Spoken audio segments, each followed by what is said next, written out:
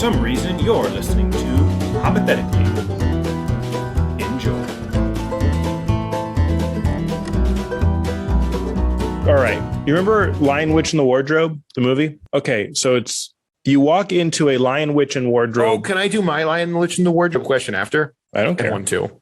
Oh, it's like a themed episode. Lion, Witch, and the Wardrobe. Okay, you'll be the witch. I'll be Aslan. You're kind of British. You're like, Aslan's kind of British. No, he's like Scottish. Liam Neeson. And a little racist. Well, he's a lion. I mean, king of the jungle, you know, you have some some stuff. You haven't gone past where the light touches, so you haven't really interacted with those kind of groups. Right. So I get why you're probably a little racist. What if that's what he said? Don't go past where the light touches. Why, Dad? Because that's the hood. What? So anyway, you're walking through the wardrobe, feeling past the coats. You know, you realize there's no back. And then you enter. There's a magical land, ice and snow as far as you can see, except for one guy who's facing away from you. And he seems to be jerking it. That's all there is. There's no other people. And you turn around to try to go back through the wardrobe and it's gone. So it's just you and like 30 feet in front of you, this guy trying to masturbate in the cold. He doesn't see you though. What do you do? I think I would walk up to him and I would the whole time just be trying to figure out how this is a metaphor for like the Bible. I'm like, okay, so what part of the Bible was there a guy jerking it? It's that he edges for 3 days. And then he comes again. He comes again. Do you get his attention? He hasn't seen you yet. You're standing there. He's just like, come on, come on. Is there anything else? Is it just white forever? White as far as you can see. There's not even trees. But when you walk through the wardrobe, you are naked except for boots. I think that's only playing into his hand. I don't. Whatever you think he thinks, core temperature is dropping. What do? You got to make some moves. I know he knows I need to huddle him for warmth. But I don't want to be the bitch. So I would do what any man would do. I would run at him and tackle him to the ground so that I was on top of him. And then I would steal his warmth. You start running. He hears the snow crackling under your feet. He turns around. Now he's masturbating right in your direction. And he starts running backwards while masturbating. And he goes, ah! Is he faster than me? Like, will I? You're gaining. I'm gaining. But he might be close to finishing and he's facing you. You never know. He's a ticking time bomb, this guy. And this is the thing about this problem. It's really a math problem because it's like, what's the rate that I'm gaining? If I can get to him before he comes, that's fine. Or if he comes and I'm far enough away, no biggie. The one thing I can say to that is that he is a fawn. The lower half of his body is a goat and he has horns and a goat penis. So adjust your calculations based on. I know what I'm going to do once I'm going to get to him. I'm going to do what they did in Star Wars where they cut open. You're going to live inside of him. I'm going to cut him open and I'm going to get inside. That's what I'm going to do once I get to him. It's just whether or not I'm going to have cum all over. And I want to avoid that. So you're inside his body. A week passes. Then a woman on a sleigh rides up. Same thing. And she says, nope. Why didn't you let him come? If he comes, then that's the portal out of here. The moment I see her coming up, I start running after her because I need food. So I'm going to go get inside the woman and I'm going to eat the other. I'm just going to keep doing this and just keep going. I'm going to drink my pee and I'm going to make it through this. And then when you come back through the wardrobe, back to the normal life, no time has passed. Everyone else is like, Nathan, you were only gone for like 1 second. Why are you so freaked out? And also, you're a serial killer? Why are you covered in blood and your mouth smells like urine? It's like, don't worry about it. Nathan went into a wardrobe for 1 second and then came out wearing the skin of a woman. The sweater was really hard to find. Was this not it? Is this not what you guys were looking for? I thought this was the sweater. What would you do? I would say, hello. And then he turns around and is vigorously masturbating at you. But now he's running at you. I'd say hello again. You know what? Actually, before hello, I think you have a snowball ready. You have a snowball ready? Or I'd build myself a whole snow fort so it's harder to come on me. You can come on me, but your cum will have to go over these 3-foot walls that I'm ducking behind. What if he has a good vertical? He probably does. He's part goat. When he gets close, I grab his wiener. I think that's what he wants. And he turns back to a normal man. It turns out that's all he needed. Everybody kept attacking him and trying to flay him. Turns out he just needed a gentleman's handshake. No, wait, a Nathan handshake. They call that a Nathan handshake when you walk up and grab somebody's wiener. But you grab his penis and then that becomes the doorknob back to the wardrobe. And then he turns into the wardrobe. Wait, what the fuck? But the knob, it's a knob, but it's still hot and pulsing. What if it was like Lion, the Witch, and the Wardrobe, but when you got in there, instead of Aslan being a metaphor for like a really peaceful, loving Jesus. He was like a metaphor for a real intense Baptist Jesus. Like, fuck pro-choice. It's pro-life. Ted Cruz is my man. They're like, Aslan, how are we going to beat the White Witch? And he's like, I have a gun. We all have guns. You should have guns. We knew we couldn't trust the White Witch to not infringe on our liberties. So we all have AR-15s. I'm a lion with an AR-15. Remember when Aslan breaks in and like frees all of the stone creatures? Aslan makes them not stone anymore just so he can deport them.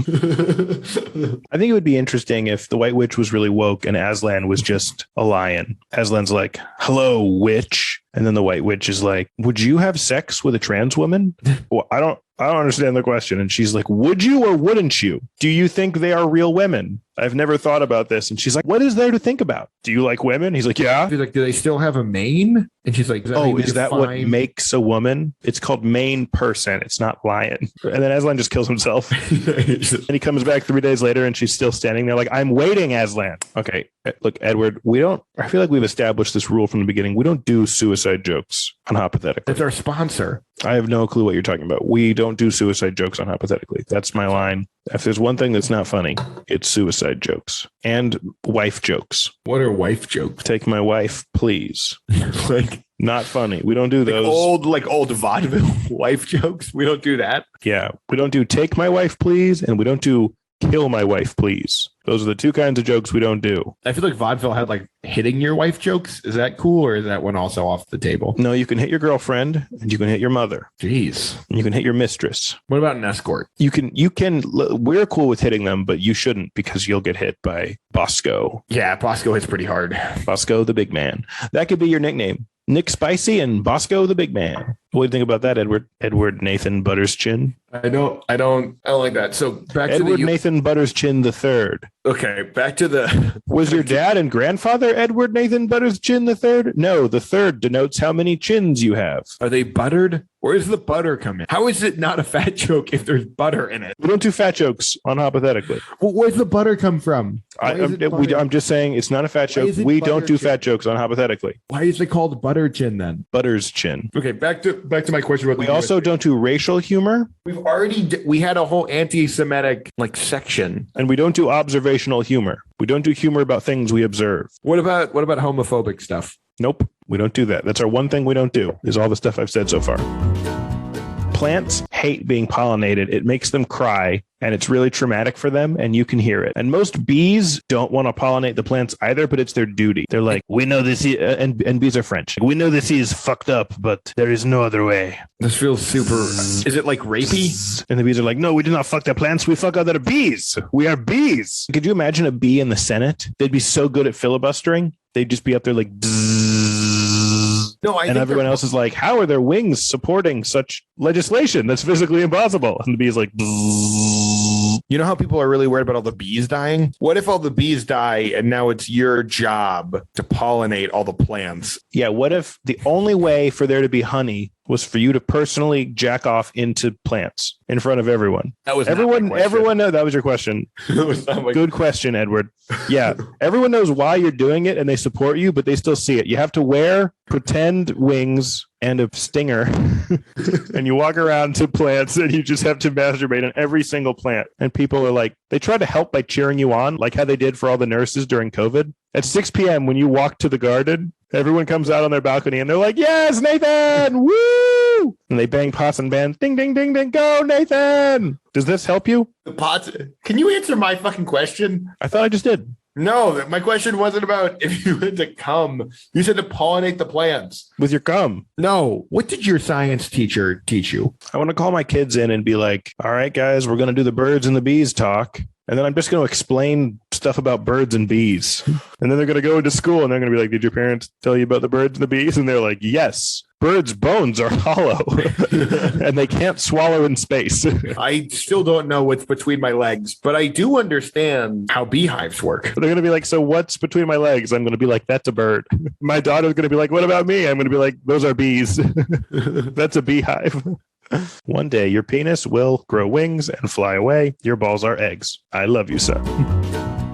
You're a former exorcist, but the world is becoming much more secular. So you got to find a new job. How do you put your skills as an exorcist on your resume, what kind of job you going out for? You got to go healthcare, dude. Like, what experience? Like, I have had patients that if their head has completely spun around their whole bodies, they had all these homosexual tendencies, and I pulled the devil out of them. I think it'd be fun in an interview. They're like, so you used to be an exorcist. Tell me about a difficult situation you had and how did you solve it? So this child was levitating and throwing objects at me. That must have required a lot of confrontation. But it was very delicate because the parents were there. So I had to kind of communicate my plan. Yeah. What's a difficult situation I dealt with as an exorcist? Well, there was one time this boy came in, just kept throwing up blood. And I remember I worked with the parents, going to strap the kid down. I'm going to hit him with a belt and I'm going to say, "Be gone, devil." And so we did that for about 4 days. It turns out the throw up was not at all caused by the devil. It was a tumor.